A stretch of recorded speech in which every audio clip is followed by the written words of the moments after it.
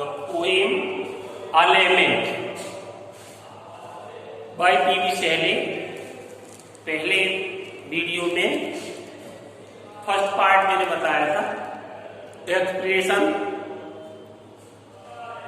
आज central idea भी आपके सामने ब्लैक बोर्ड पर लिखा है कि lament is one of the most pathetic poems of Shelley. Lament जो है एक सबसे दुख भरी कविताओं में से एक है। द पोएम डिपिक्ट्स, ये कविता दर्शाती है the personal feelings of the poem, कवि की व्यक्तिगत भावनाओं को दर्शाती है। ही फील्स डिसअपॉइंटमेंट, वह निराशा महसूस करता है, एंड फेल्योर, असफलता महसूस करता है इन हिज लाइफ, अपने जीवन।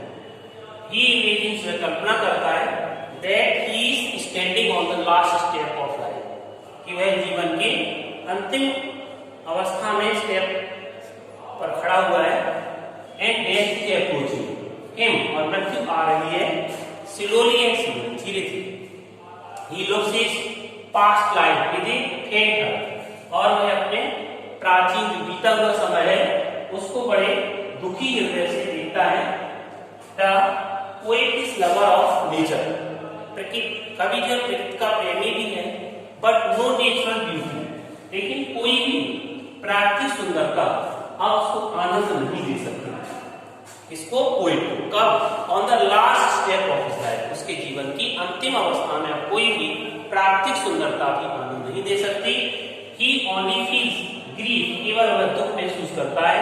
He will never feel any joy in this world, अब वह इस दुनिया में किसी भी तरह का आनंद नहीं पाएगा, इस जीवन में वो किसी तरह का आनंद नहीं पाएगा, और इस समय भी वह किसी तरह का आनंद नहीं पाएगा। इसलिए फर्स्ट लाइन मैंने कल लिखवाई थी क्या, कि the world has become without joy, life has become without delight, and time has become without pleasure. अब आप लोग देखेंगे, आज आपको as a homework second stanza out of day में आप लोग आउट ऑफ डे डॉट करके नेवर, ठीक है। इसमें रेफरेंस आप लोग जानते हैं, these lines have been taken from the poem lament composed by PV Shelley.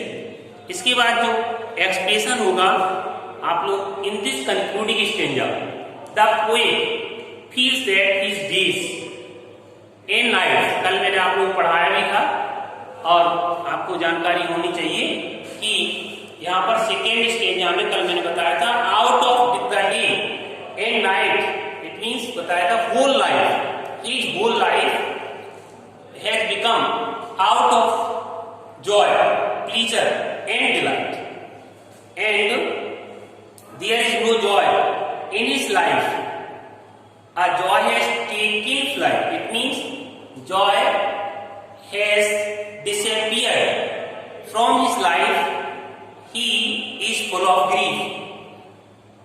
Here he is the lover of natural beauty, fresh spring and summer and winter mood, it means fresh means मैंने बताया था new, spring माने बसंत, summer माने गर्मी, winter means जाड़े का जो होर, और माने फ्रोस्ट जो कोहरा, ये सब आती है।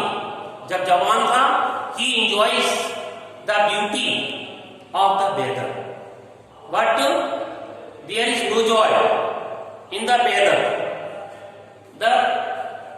इन the young age these things provide him happiness, joy, but the no natural beauty can provide him the joy, because he is full of disappointment, he is full of failures, rejection, understand? So he lost all the hopes of your life. Now he says that these seasons come, they do not stop, but they come. In young age they provide happiness, but now they come and they provide joy, they provide grief only. Understand? In the next line, move any फेंट heart with grief. क्या कह रहा है poet? Poet कहता है आती तो है वो, समर भी आती है, विंटर भी आती है, स्प्रिंग भी आती है, लेकिन अभी क्या करती हैं? आनंद नहीं देती। But with delight, they do not provide delight, वे आनंद नहीं देती, तो क्या करती हैं? They provide us only the grief, केवल दुख प्रदान करती हैं। They move our heart, they move our weak heart with grief. ये कहता है पोएट, लास्ट में कहता है no move never. It mean the poet is full of disappointment. He says that the peak time, it means the joy of young age will never return, the joy of natural beauty will never provide delight. In this way, आप लोग क्या करेंगे? In this concluding stanza express करेंगे, तो in this concluding stanza आप context में क्या लिखेंगे? कंटेक्स्ट लिखेंगे this poem is one of the pathetic poems of P.B. Shelley. The poet is full of dejection, failures. He is feeling very sad. He is unable to enjoy the beauty of nature. इस तरह आप context use करेंगे। फिर expression में कहेंगे in this concluding stanza, line to line, है ना? In this concluding stanza the poet feels that his days and nights are done and joyless. इसके बाद आप लोग कहेंगे the joy of his life has gone, the joy of his life has disappeared, है ना? इसके बाद the beauty of nature which used to provide the joy when he was young, but now he has become old and they add the sorrow. They do not provide joy, but they add to his sorrow and disappointment. The fresh season of spring, summer, winter come and leave. आती हैं और चली जाती हैं, but they do not give any joy. Understand? The poet has nothing is but only grief in his weak heart, in his faint heart. Understand? Now he asked to himself whether he would ever get that joy, he would ever get that delight.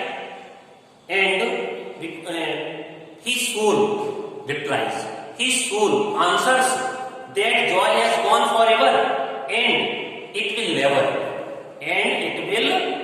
return in his life. कल मैंने एक sentence आपको और बताया था, उसको चाहो तो नोट कर देना कि the awareness of old age having come before its time leads to a cry of despair.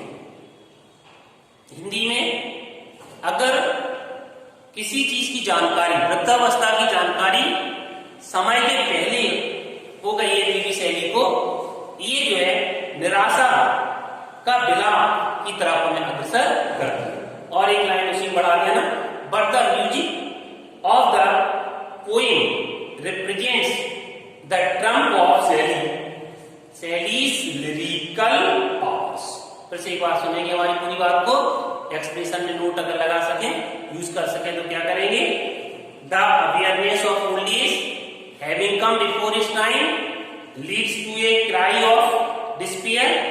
एक बात हो गई, हिंदी मैंने बता दी। दूसरी, but the music of the poem represents the trump of Shelley's lyrical powers. Understand?